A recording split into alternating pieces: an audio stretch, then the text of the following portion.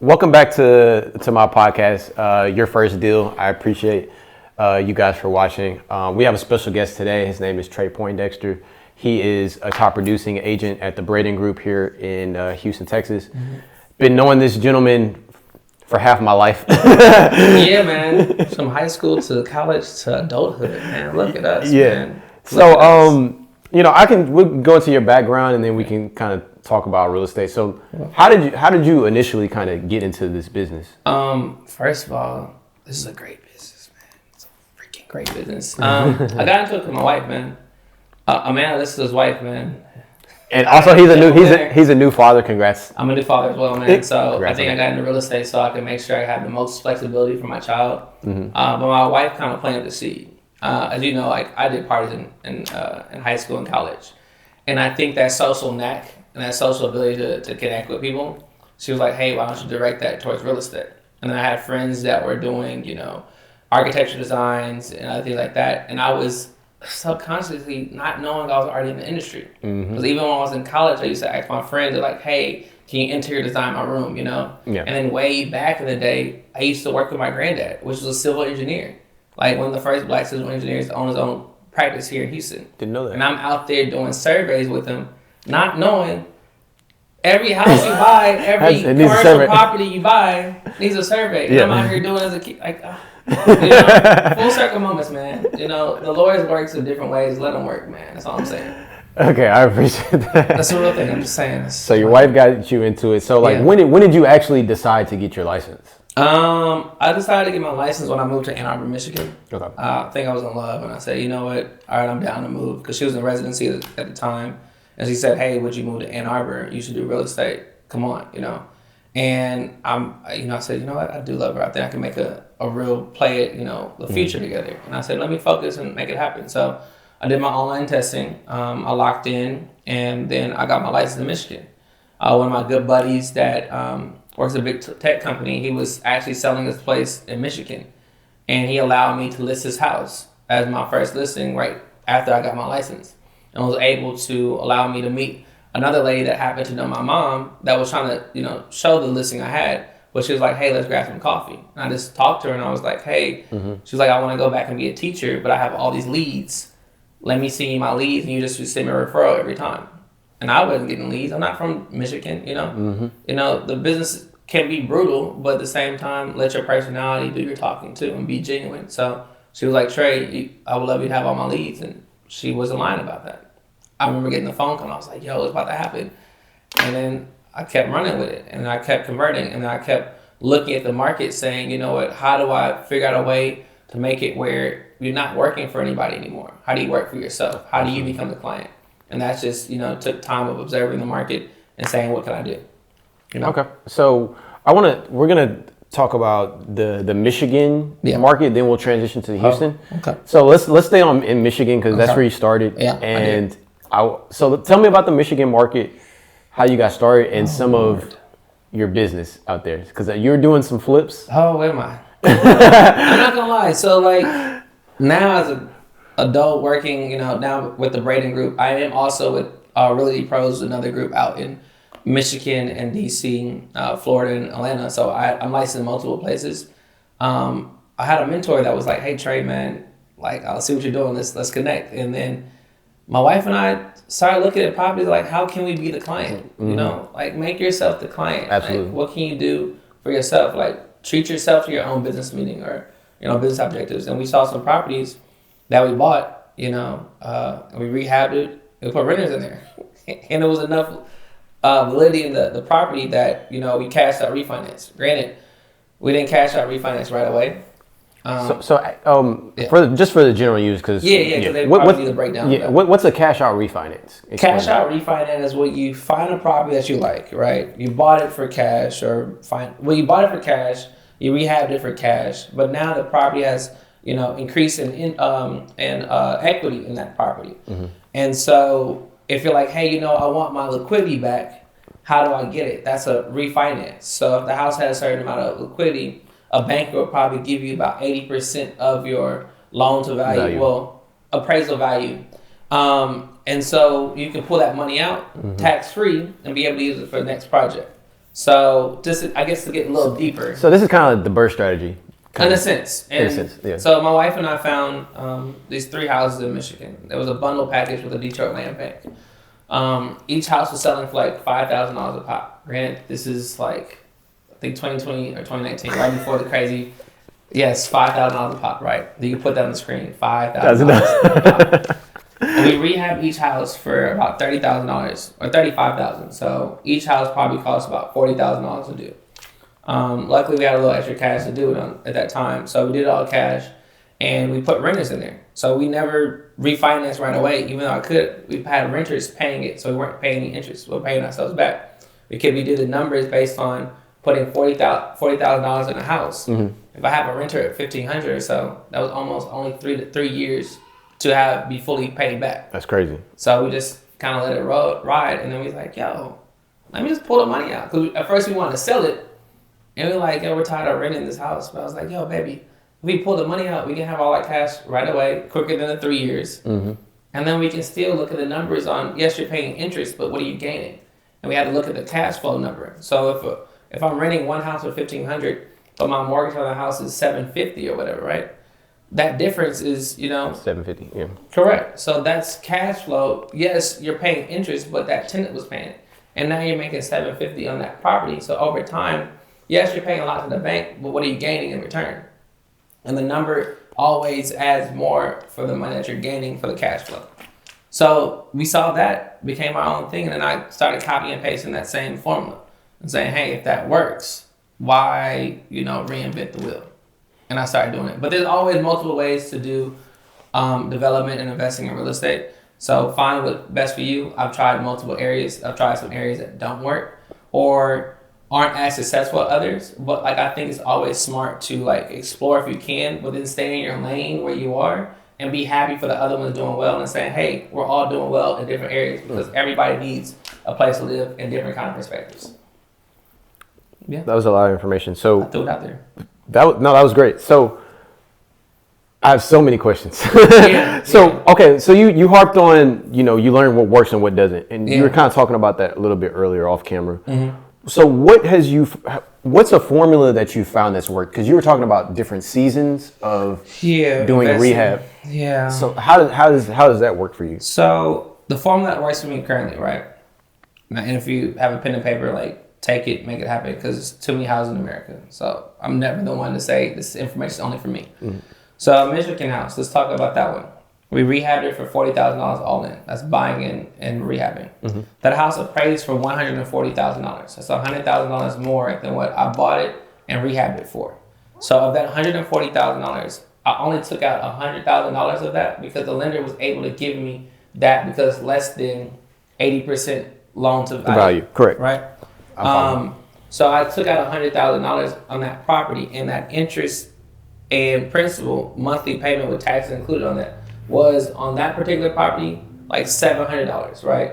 It's a little bit more now because the interest rate's a little bit higher, but I was able to know that, hey, I'm getting rent for $1,500, so my debt coverage ratio already covers that because the loan I got was called a DSCR loan. It was a debt service coverage ratio loan. Mm-hmm. Which allows you not to have to show your tax income. The banks will literally give you money based on what that property can produce. Because again, in the banking world, they want to make money. The bank makes money off of interest. So they want to give you the money if it's something that they have collateral off of and say, hey, if you belly up and you can't make it work, I can take it, I can make it happen, and I can resell it. So they rather give it to you because you're making them money in return. So that was one formula that works, right? And I can do that anytime because you are the controller of your fate. Hey, the numbers after repair are what they are, and you can cash out and put a renter in, right? That's a little easier sometimes.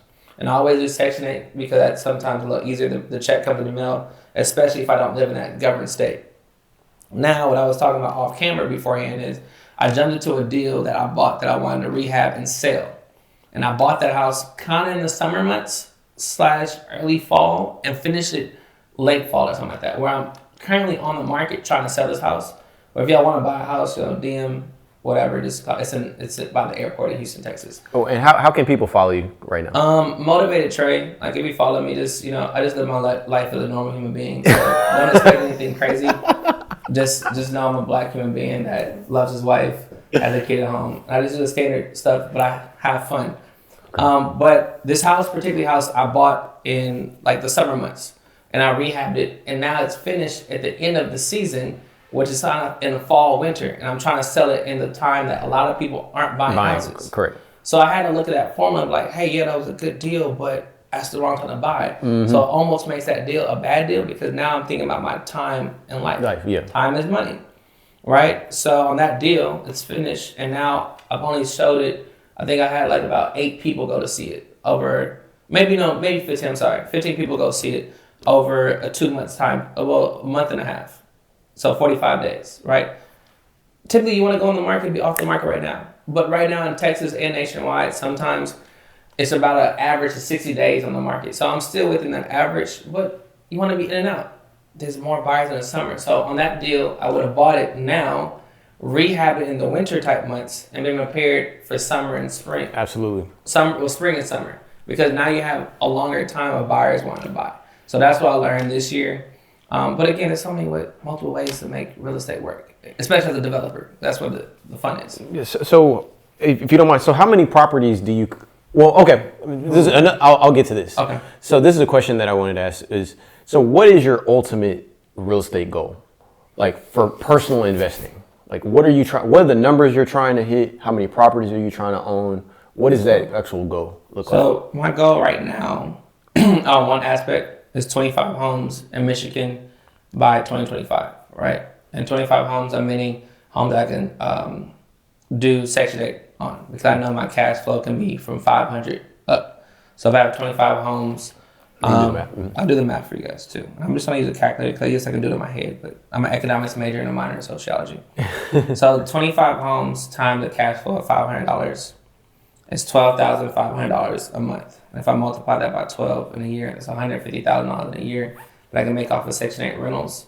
And I still own the property, and I have equity in those properties also, because if I'm renting on average of $1,500 and if my mortgage is $1,000 per property, that cash flow of $500 is where I'm getting that from, but you still have $1,000 going towards paying down your bill of what you owe the lenders. So you're gaining equity every time they're paying rent as you're still collecting $150,000 a year. So in my heart of hearts, I can see that as a vision and a goal. And I know it's tangible, but it's not the most sexiest one, right? But I think sometimes you can do the thing that's, a sure bet and then get to your sexy thing, right? I mean, that's fine. I mean, I think a lot of people want to get to 150K passive income. Most people don't make that in a year. I agree. So it's like, I want it to be passively, right? You want it to be passively. Yeah. So, but the sexy side is like, I have friends doing really cool Airbnb stuff, right? Yeah, I get what you're saying. I got friends doing like, multi-million-dollar rehab houses, That stuff's sexy. I can put on Instagram like, LeBron James bought a house in Houston just because he wanted another one. Or Drake just bought a house in Houston that my company designed. Like, what? There's black people really out here doing that, which is pretty cool. And I like keeping it on our race, but all coaches are doing it too. But like, that's the sexy side. And if I can do the same margins or more in the cool, like, Instagrammable moments, man. But them secret moments that are quiet success, that really be the best success sometimes. But I do want the sexy success too. Don't get me wrong. I 100% agree. I 100% agree with that. That's kind of what one of my goals is. So transitioning. So I wanted to talk about you transitioning over to like Houston now. So you're in Michigan. Yeah. You had a formula.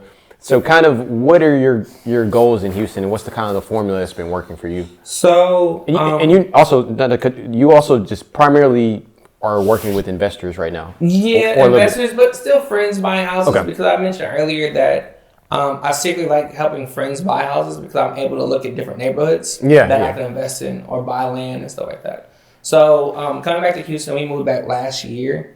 My wife got a job out here. She's an eye surgeon, which is pretty cool. And so she was like, yeah, we can move to Houston. She's from New Orleans. Does she do LASIK?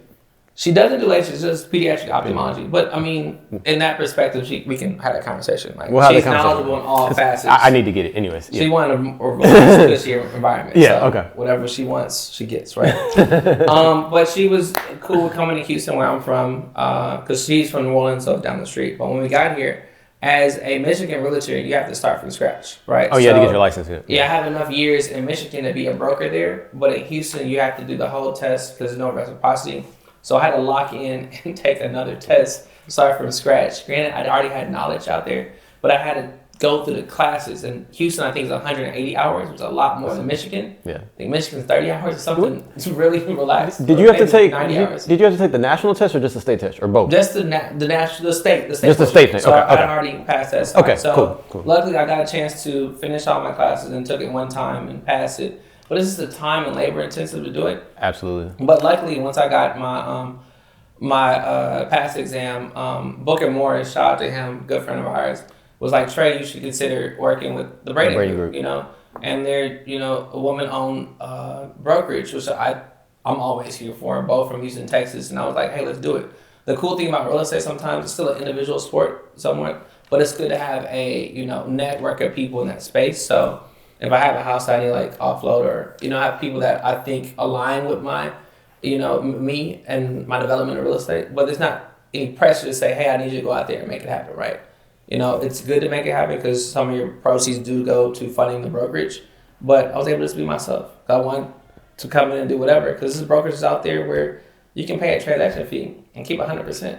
But sometimes I like being around my friends, unfortunately, but I don't want it to be at a cost of 20%. Yeah, I agree. Using that network of people around, like, that's a good relationship. Like, even the broker, Miss Jarmisha, there was a time that my child was sick and I was out of town in D.C. and Jar was with me too. She was in my neighborhood. She went to the house to help my nanny get to the hospital, you know? And granted, like, those are the intangibles that I look at when I'm trying to make money with people, you know? Because, like, can I feel like family? Can we go on a boat and pop champagne afterwards, you know? Because I don't want to be the only one making money, you know? And then I want to be able to listen to different secrets somebody else has. But you need that camaraderie around. So I went to Braden. I thought it was good for you know, my Houston career. I have no complaints there. And I'm building up things slowly but surely. So, you know, I have a few $1 million months coming up, but I think I was focused on doing development. So when I got here, I literally went in and bought 3 houses. I knew exactly which ones I wanted to do. Granted, I bought them the wrong time, but I was like, let's go. Well, let's get on that. So, are there specific areas that you feel like are what are the areas that you felt like were great buys in the city of Houston? I think Independence Heights is moving really quickly, right? Okay. Granted, I know a lot of people talk about Fifth Ward and buying Everybody's talking about Fifth Ward. 5,000 square feet lots and doing four multiplex and all that stuff, which is cool, right? Independence Heights is low key. Yeah, I saw a lot been on there for a minute for like $90,000, right? Costs about $100. No, 120 mid-grade finishes per square foot. Per square foot to build, yeah. Right. That's pretty standard. Pretty standard. There's a cool house that was like 12 square foot and selling for like $475. And I was doing my math. I was like, hold on, it's like on 280 plus 90. You're gonna make 100 something off rip. Yeah, you can make 100 something. Independence Heights, sitting right there. And I bought another house that was already sitting there. And this is a mistake I made because I bought the house for like 130, right? It was already set up where it was a 2-bedroom. I was like, no, I want 3. 3, yeah. I knew you were gonna say that. Stupid. I started working on it. Didn't do pool permits in the beginning. Red tag. I was like, man, I just stopped work. How's the permitting? It's a gorilla in a sense. I think if you just go about it the right way, Houston, they try to do everything they can to make sure you get your permitting because Houston's trying to bring more people to the city. Granted, Can you get it expedited? No. Okay. But you just want to make sure you have a good friend that's a good architect that can kind of communicate for you because I don't communicate with the city that much. You know, my guy Devon does. You know, great architect, right? And he's a professional golfer too. But he knows exactly what the city needs. Granted, I don't know anything, but I can go up there and, you know, I went up there a few times and say, hey, what do I need to do? Especially when I got the red tag. And I said, hey, let me follow the instructions. But I love being around people that are better than me. Yeah. You know, just put me around people that are great. And I'm okay with that. So he designed a lot of things, but on this one particular property, it slowed me down like a few months. And when you're doing hard money loan, you got to pay every month. Okay, we can talk about that too. I'm going to give you all tidbits. So I know we can dive into things more, but yeah. But so, what are kind of the rates that you're seeing on some of the hard money? 12.99 to start. Man, why are interest rates so high these days? Well, no, after you do 3 with them, like, so if you break it down a little bit more, so 12.99 percent. They just divide that by 12 months. And you're really paying 1.09 whatever a month on your loan. So if you have a loan for $500,000, you're paying like $5,000 like $5,300 a month. So you want to get out that loan. Really quickly, yeah. But after you do 3, like I use Longhorn investing a lot. So again, I'll give you all tidbits. So like you can go on there. It's a guy named Ryan Black I work with a lot too here in Houston. But like after 3 of those, you can go to 9%. I think your origination fee goes like to 1%.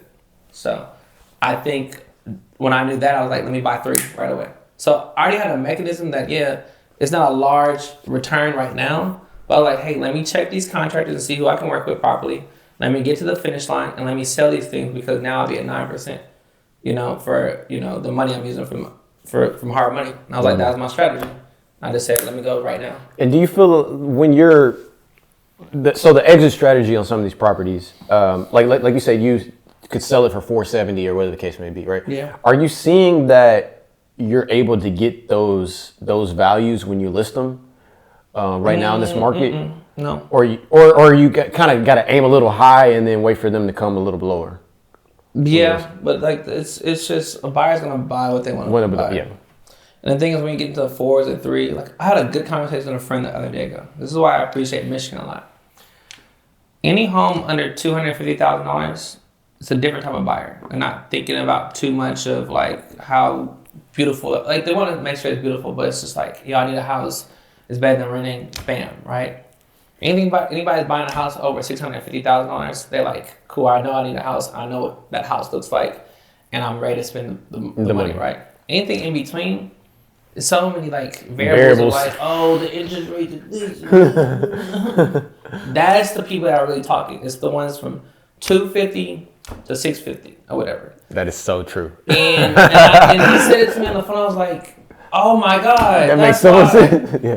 And so you just got to be particular on figuring out how you can, present it in the way that they're ready to buy. And granted, if the Fed keeps doing what they're doing and slashing rates, and if it's true on... I feel like next year is going to be a good year. I'm happy for it, right? I'm hoping. Because then when we have more buyers, so granted, the buyers that aren't buying right now, they should, because maybe the prices are lower than...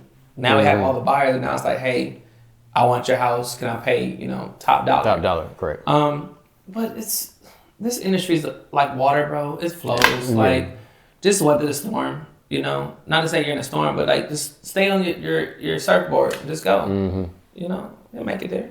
So if I was, let's say, because my goal, I want to be. You're doing it, bro. You talking some stuff already. I'm not sure you want to. Yeah. I don't, because I don't want to make this interview about me, but I eventually want to become a real estate developer, right? I want to do, but obviously I needed a lot of cash down to get to that point because I want to go big, right? Yeah.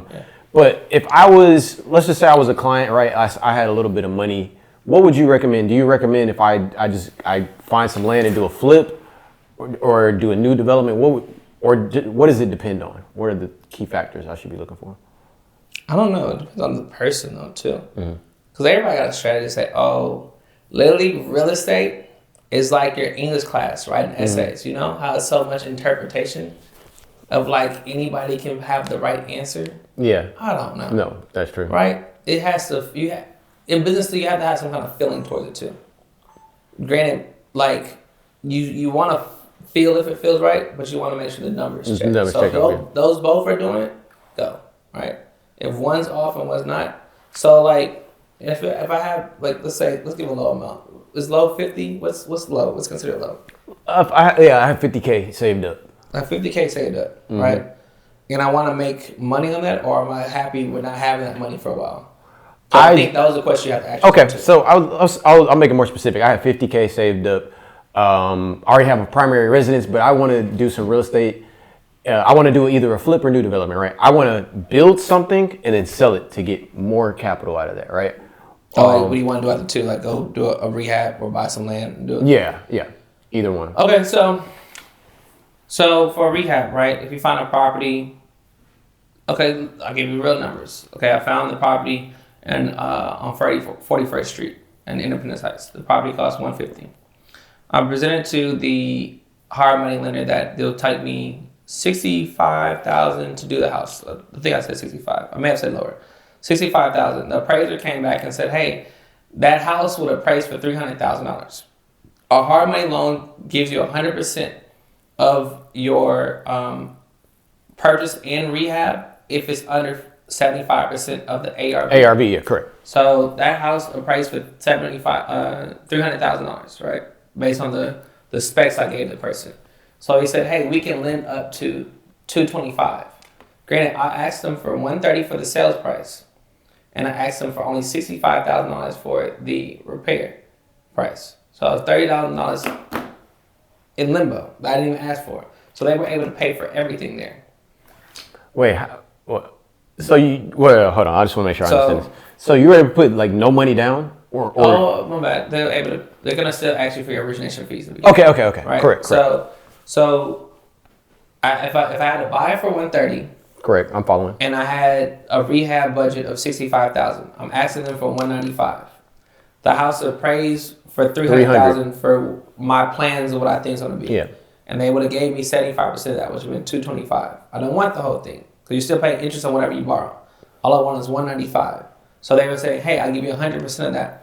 I need 3% origination fee in your first month of interest payments. So I need 4% total. Really, some be a little higher than that, but off rip, you're paying $7,800 plus closing costs. So let's say $12,000, right?